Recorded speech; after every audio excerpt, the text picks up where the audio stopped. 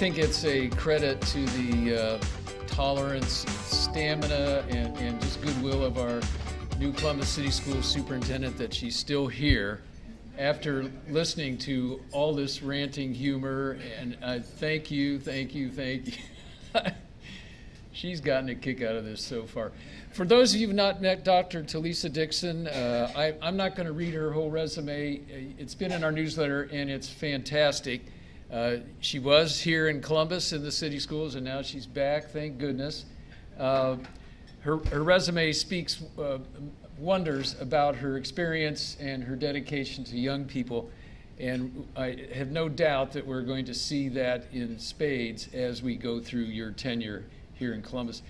You know, we're all about service, and a number of you, most all of us have done service in one way or another, and sometimes we're able to combine our vocation with service. And to me, that's exactly what being a large city school superintendent is all about. But all I really want to just, can you imagine being the superintendent of one of the largest school systems in the country, 50,000 plus students, how many staff? 10,000 staff.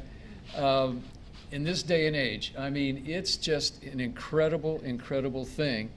And we are so fortunate to have a new superintendent who's got the nerve and the drive and the intelligence in the background to jump in and take that on, because there are issues.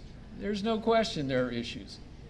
And so what we need, obviously, is an outstanding leader to work within the school system and within the community to tackle those issues successfully. So on behalf of Rotary, we cannot wish you any more goodwill and good efforts in your time here. And with that, please come on up. We want to spend as much time listening and doing Q&A with Dr. Talisa Dixon.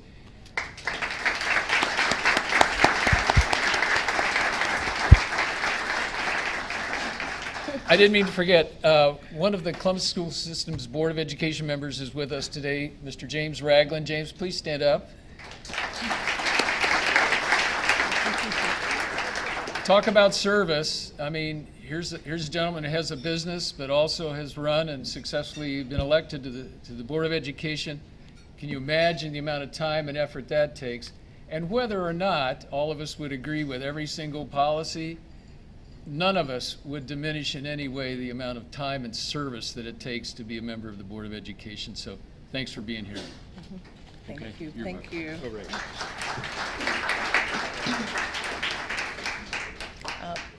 So thank you for this opportunity to be here for this valuable partnership with the Columbus Rotary.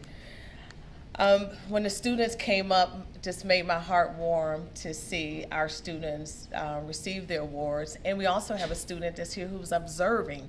So our students just make you so proud. And when you think about the narrative we currently have, and then you see the faces of the kids who are doing excellent work, it makes you want to work harder to change the current narrative.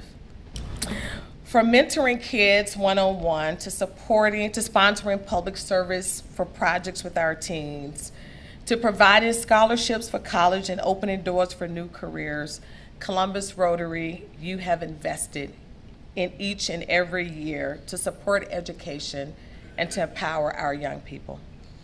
Rotary has always been an impactful contributor to the success of students. Since 2003, the Columbus Rotary has nurtured a culture of service in our students by fostering community service attitudes. The Service Above Self program is truly a model in connecting our young people to service learning. Altogether, our high school and middle school students will devote thousands of hours to community service projects, and the work will have an impact on thousands of lives in their schools and their local communities. In this audience, I know you get what service learning is all about.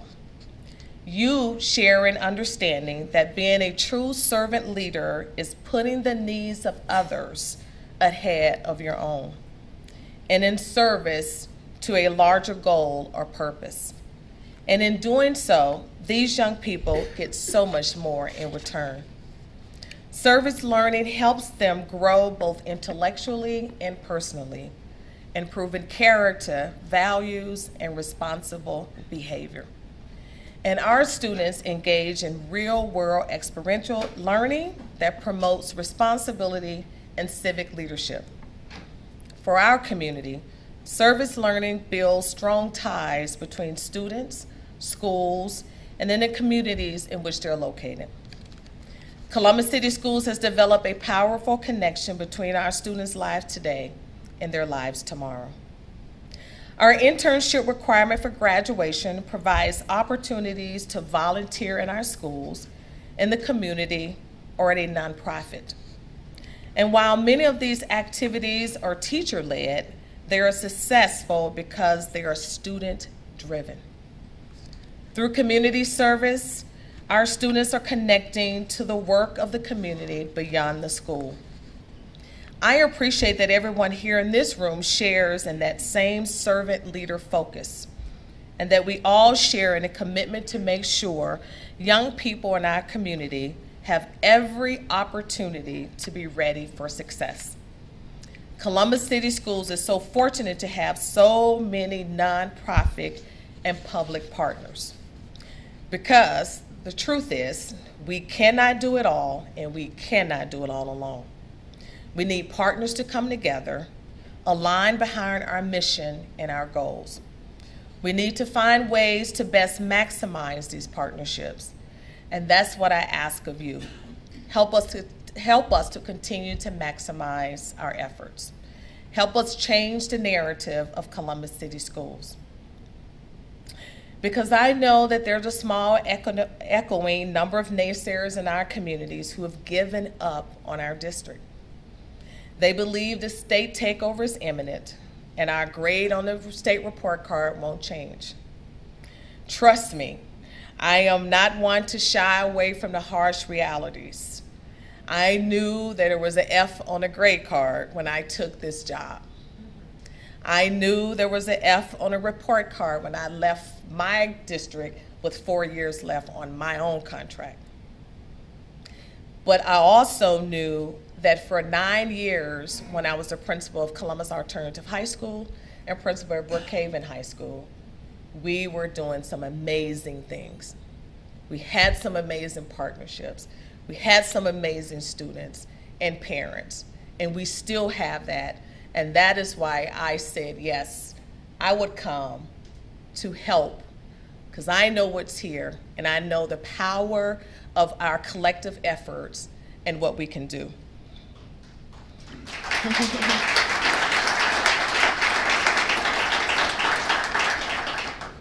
And I plan to get us off to a good start, in part by building on the strong numbers on those naysayers, those numbers that the naysayers choose to ignore. So just think about this. So in January, we launched the Academic Surge, aimed at giving our students a boost in skills directly connected to those specific areas on the state test where they struggle most.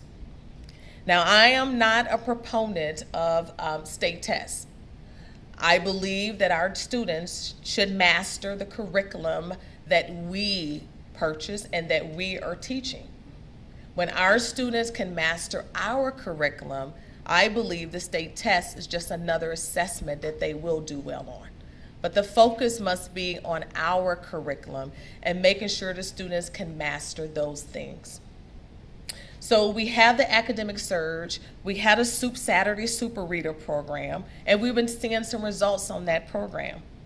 But our students have been testing now for over a month. And at the end of that, the summer, the state will determine if our students have done well enough and if we're going to see another F on the report cards.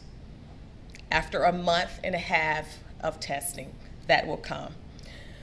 But we also seen our graduation numbers increase, and that's what we should do and should do well. We should be graduating more students.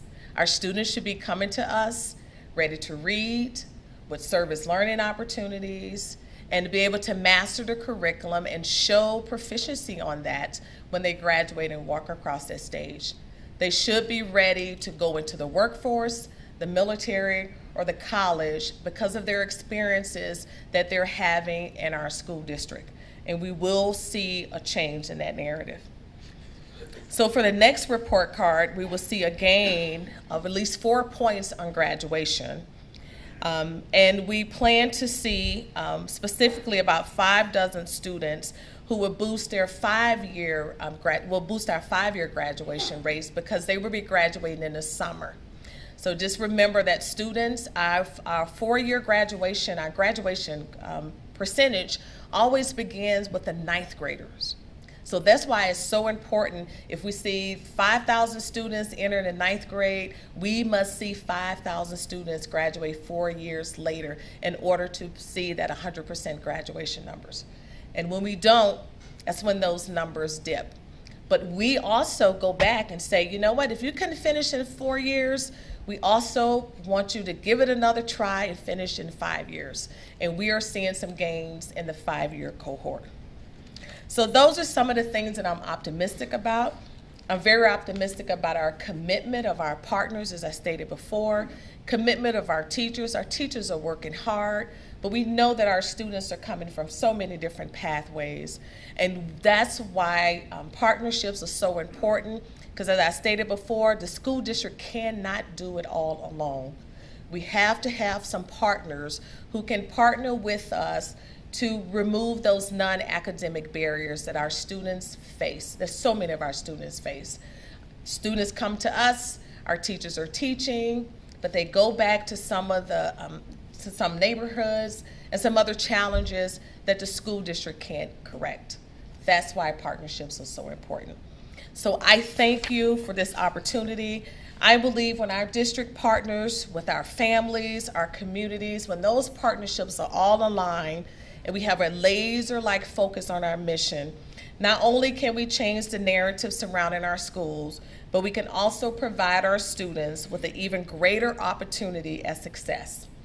With your partnerships, we are creating a new generation of servant leaders and change agents in our communities who know that through service, even ordinary acts can make extraordinary impact.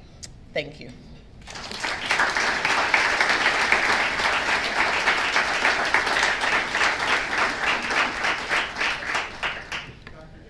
Good, no questions. How many students take advantage of getting college credits while they're still in high school district-wide?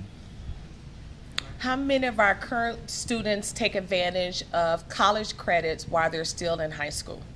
I don't have those numbers. Do we have those numbers? I don't have those numbers with me now. I saw Marcy draft. Marcy, do you have those numbers? So Marcy, do you have those numbers of how many students take advantage of our college courses while they're still in high school? Marcy oversees our guidance counselors of our high schools. Good afternoon. I don't have those specific numbers, but I can say that since we've been a part of College and Career Plus program, that we have continued to increase the numbers of students who are participating successfully in their credits. Yeah. Without the numbers, but we have continually increased. That's our goal this year, is that more of our students participate, which is why we are connected with AEP, and I agree, those are 8 schools which we really try to concentrate on improving, increasing the number of students. But the exact numbers, I don't have those. Okay. So we can get those numbers back and give them to you, Rick. But I will say I've been meeting with the gentleman that raised that question. I've been meeting during my first 100 days, and Friday was day 60, that I've been meeting with our seniors. And what they have been sharing with me is that they want more opportunities to take college courses at the high school campus. And that was surprising to me because when this initiative started, we were really thought that students wanted that experience on the college campus, but they really want to stay connected to their schools. So they're asking me if I will provide a way that more of those classes, even if they're taught by college professors, they want those courses taught on their own high school campuses. Yeah, that was interesting. So I think they really want to stay connected to their home high school. Yes, sir. One of the most important and fun things each year is meeting the students in connection with our Service Above Self projects, both at their high schools and at the lunch. Yes. Recognizing that our city schools are doing many great things, but are there things that you see that will need to be changed also? And what would you identify as the 3 most important changes that need to be made? Wow, very good question. One is, I think we need to have a more laser focus on reading and mathematics skills. When we look at our data clearly shows that a lot of our students do not have the fundamental reading and math skills. So they need those. So especially in elementary school, if they're coming to middle schools and they're not reading proficiently, then they're going to most likely do what? Behave and act out, right? So that's going to have to be a more concentrated area on that, focus on that. And I know it is, it's showing in our data. So when you look at the data and you see Columbus with this F, and some people don't like when I say it, but it's our reality. And I don't shy away from saying, what it is. But if we align our programs and we say, okay, making sure that all of our students in each grade are proficient in math and reading, then we're going to see some focus on that. Another piece, I think, is just aligning our partnerships, right? So we have lots of people who are partnering with us. But if we can align those so we can have a clear metrics of how well those partners are doing, and those alignments are with what we're teaching. So, for example, if I have 100 partners who are coming and doing reading programs in our schools, and if those results are not shown in our outcomes, then our partnerships are not aligned. So I am going to hire someone who's going to have a strategic focus on aligning our partnerships across the district. Because remember, we are a $1.5 billion organization, right? And so there's a lot of partnerships. There are a lot of people who are helping. 80% of our budget is tied up in staffing. So we really have to make sure that those organizations that we value, that we're partnering with, that we see the results in our outcomes. So and another thing, we're going to focus on the communications. We're going to have a more communication strategies, because people think communications is engagement, and it's really not. So people are saying, we want to be engaged. We want you to engage our parents. So our communications person who here, Scott, said, oh my gosh, people were saying, communications, you're not communicating enough. But we want to have an engagement strategy too. So when people see that we're out there, we're listening, and we're listening to all of our stakeholders and getting them to help lift this work. Because this work is so important that it takes the collective efforts of everyone. Good question. You had mentioned that the students have to take place in an internship program before they can graduate. I was wondering if you could just explain a little bit more of the specifics of that.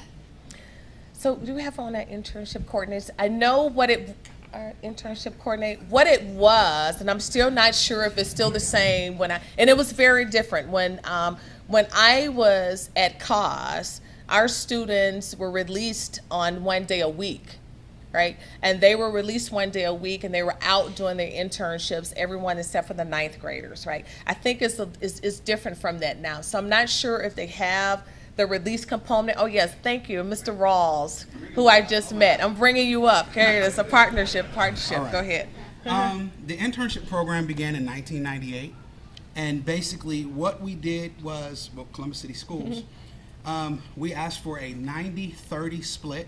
And we allowed students to have a job, so a McDonald's, Walmart, those kind of things would allow a student to get actual work skills, and we wanted that. And then we also asked them to at least bring 30 hours of community service time, volunteering, working in the community, doing things like that in order to help them get that commitment to the community.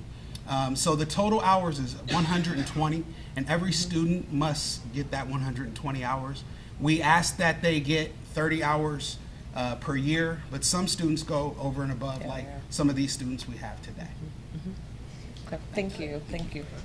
John has my. Did they answer your question? Okay. This is going to be a pretty tough question so early in your administration, but Okay. I think I heard Rick say that it was 10,000 administrators and 40,000 students. Was that statistic? Yeah, it's about 9,700, almost 10,000, and we're right at 50,000 students. So is that the right ratio of administration to students, do you think? Oh, you're saying administrators, staff? Faculty? Oh, staff is too. Yeah, it's everyone. Staff. So, Staff right, was the yeah, word you that's used? right. Okay. So we have about 4,800 teachers, and then the other staff are our support staff.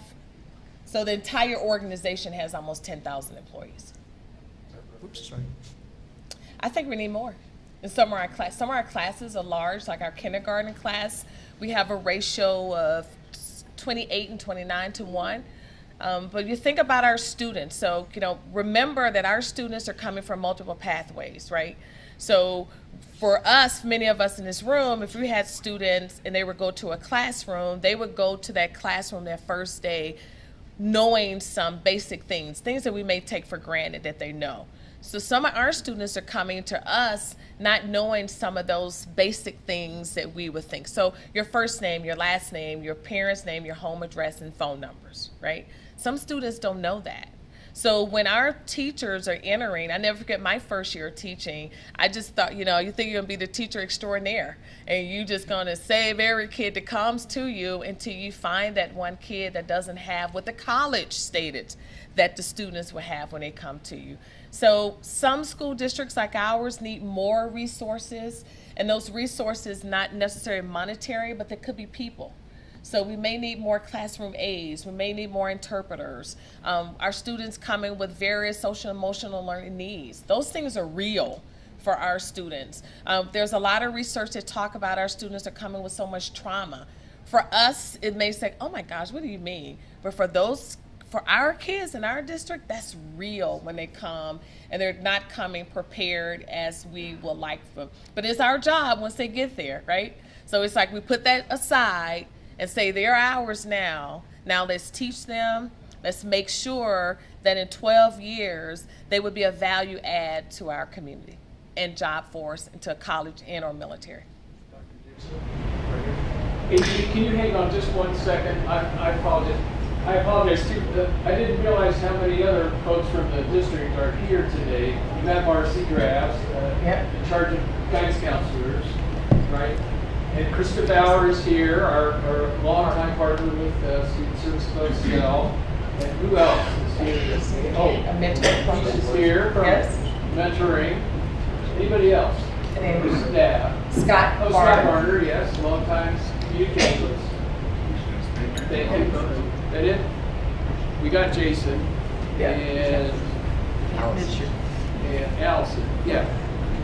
Okay. You're great. Oh, and you were okay. Yep, Good. and then it's a guy back. Thank you. So I put a scholarship together at the Columbus Foundation, and it's for a certain income level and under. And this has been our third year. We've been able to interview several high school students going into college. So I've known a little bit of their situation. I know parents come from maybe they become disabled, they live in a poor neighborhood. Maybe they are first generation, like recent 5-10 years immigrant into the country, so they're working at Wendy's or working at wherever. And so the kids don't really have a support system, or their parents try to have a support system, but they don't. So I wondered, you talked about the communication between parents. I'm sure lots of us don't take a test to become parents, right? And how do we help the parents who then help the kids? So that's one question. Second is, through this scholarship, I learned of, say, the Columbus Alternative School in Linden, and how that's doing really, really well. How do we get more schools like that to do very well, to serve the kids? So the first question about how do we prepare our parents, I think that's one of the partnership questions, right?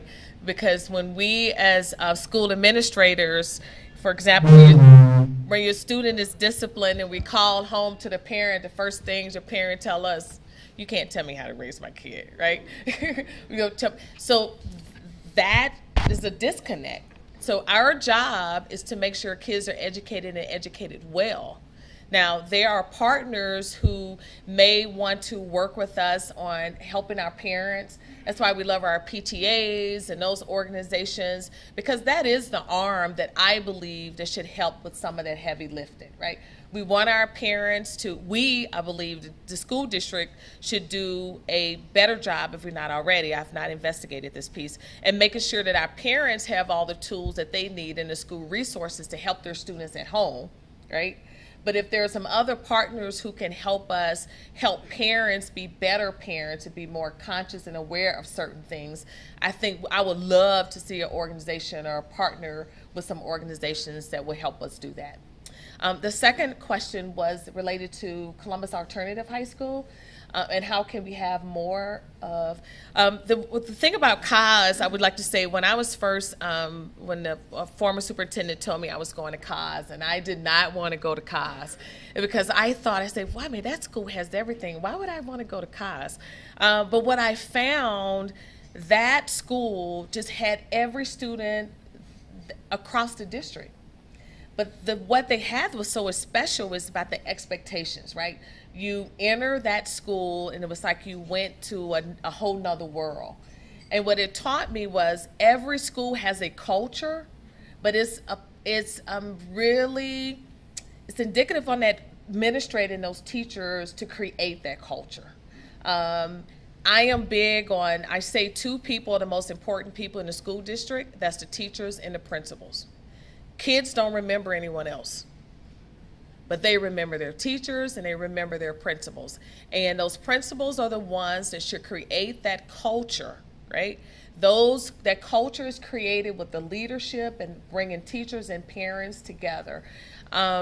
Kids at COS are not smarter than any other kid because of the luck of the lottery, but they believe something about themselves that maybe they didn't at their other schools. I'm not sure what that is, other than because we felt when I was at Brookhaven, we had students at Brookhaven who did just as well as the kids from COS, and I believe we had a similar atmosphere because we were doing our small schools at the time at Brookhaven High School.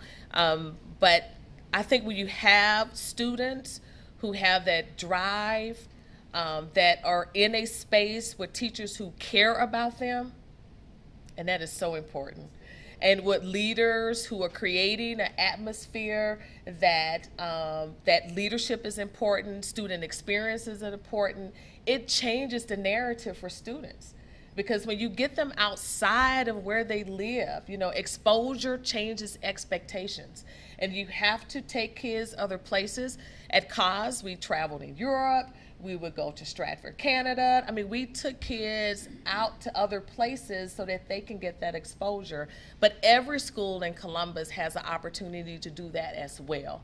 So if we have those leaders who want to create those experiences for the students, I welcome that and would encourage that. But I believe it rests on leaderships and really creating a culture where students can thrive and teachers can teach and be supported in what they're doing in their classroom every day. Hi. I'm Nancy Trooks, and I'd like back to the basics of reading and math. Even with a great culture, there's some children who can't benefit, like I'm thinking a child with a diagnosis of dyslexia. Yeah. And that takes a process of diagnosing, and I don't know the other, there's, I'm sure, others. But that also takes money. It takes money to do the assessment, to get the psychologicals, all that, and then to get the supports that are needed, because you need specialized reading and intensive, and talk about teacher-student ratio. Yeah. You need more. And I'm wondering if any creative things could be done, because I know money's limited, but I'm wondering, if there's some open, if there's possibilities from creative ideas and where you might be on that. Just like your thoughts. Thank you. Well, one of the things I've asked my leadership team to do is to submit to me their stop doing list, right? And those are the things that we do that are not giving us a return on our investments. And then we can focus on those things that we know are the right things to do for our students. And I think that's where the creativity comes. So sometimes we want to do 50 things, but yet our students are not reading. We're doing 20 things here and our students can't add. So we have to stop doing the things that are not working and say, this is what we're going to do as creatively as we can, and partner with those organizations that can help us do that well. And then I think we'll see the return on our investments. So I'm all about creativity. I have definitely some different ways of doing things. And I think we have to think differently now, because some of our students are coming in with diagnoses that we never heard of, right? You think about when we were growing up, we didn't hear about a lot, social emotional learning. Our parents were like, okay, get to school, do your homework, and you start again the next day. That's your social emotional learning. But it's so different, and our students are coming with so many different challenges that we have to address. So thank you. But we're going to become more creative when we create. Remember, and I want to say this too, culture is real, right? Culture doesn't go away. Changing a culture doesn't happen overnight. There's a different culture in Columbus City Schools than the one that I left 9 years ago. And I had to accept that. Day 2. I'm like, what in the world? But it's different. So how do we change that culture and those attitudes? It's going to take time, but everyone has to understand that our number one and our only focus is that of our kids.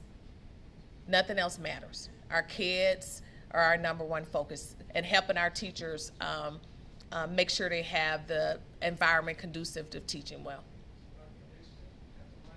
Next last question for a short Q&A, and then hopefully you'll take more questions afterwards. But we have 2 Rotarians who will give short questions. So as an ending question, you talked in your talk a little bit about the narrative of Columbus City Schools. What is the new narrative that you see as the vision? Yeah. Where are we going? Laser-like focus. Thank you. So after my first 100 days, so I've asked the board to give me 100 days to do a few things. 1, to talk to as many stakeholders as possible. 2, to review and really have a clear understanding of the strategic plan that they have. And 3, to really dig into our data. And then after that 100 days, then I will tell them, share what I believe the next steps are. I didn't want to do it prematurely, because then it would be what Talisa believed is the right plan. But I knew I had sense enough to say, okay, Talisa, you have to get here, listen and learn, and have an understanding of where we've gone in a different direction, right? Some people want to believe it's just, the state tests. Listen, I get it. The state tests are real. That narrative is real. That's one piece. But I still believe here, have our students demonstrated mastery on our own curriculum. That's what our focus. We cannot chase the state test narrative. It keeps changing. I mean, now we see where the ADC commission may go out, because we see Dayton is the next school that's up. So that may not happen. That may change Columbus. But every time I turn on the news, it's like Columbus takeover. We have to be strategically focused on what's best for our kids and how do we change that. And so I have some things that I believe is going to address that. It's going to change the culture, but it's going to get us to where we need to be. Thank you, Dr. Dixon. Nelson, last question.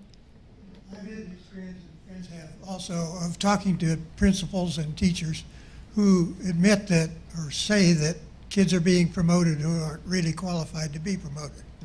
With the result that, 2 results. One is we're setting them up for further failure. Secondly, we're teaching them dishonesty. Do you agree with that? And if so, what do you do about it? Well, first, I believe that we lead with integrity. We have to lead with integrity in everything that we do. And then hopefully we're not giving kids a false hope. I will say, by my former experience, parents want their students in a grade that they believe that they should be in. That happens. Why? I have no idea. But some parents do not want you to retain their students, even though those students may need to be retained. We know that that happens. Do we have a system of what we call social promotion? I don't have evidence that that has happened in Columbus City. I don't know. I've only been here 60 days. I don't know, so I can't answer that. But I will say that we do have a lot of parents that believe that their students have advanced in areas. They don't want them retained. They don't want it, they want their students in their second grade and third grade because they believe that they're there. But a lot of times those are students that have more challenges, and that is, they need more resources for us to work with. So I don't have an answer to that question, but I will say this. We're going to make sure that our students that are in each grade are showing mastery on those concepts and that curriculum that they should show mastery on in that specific grade. Very good. Thank you. Thank you. Wonderful. Tough crowd. Oh, that's a really good crowd. Thank you.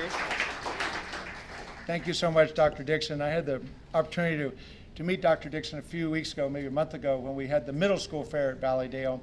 And she's superintendent, but her love was connecting with those children one-on-one, giving those certificates out afterward at the middle school. So I look forward to seeing you next Monday. Valleydale again, same place for the high school student service itself. One other, when I was listening to the introduction by Rick Studer, sitting next to Dr. Dixon, he references many challenges and issues, and I heard a very loud exhale from Dr. Dixon. Your remarks, though, show you're ready to take it on. Appreciate your reference to partnerships by the community and not-for-profits. That's certainly been our partnership with our signature service projects with Columbus City Schools. So we'll continue that partnership, and we'll help you change the narrative. It's a good question from one Rotarian back there. And with that, Jackie is going to ring the bell.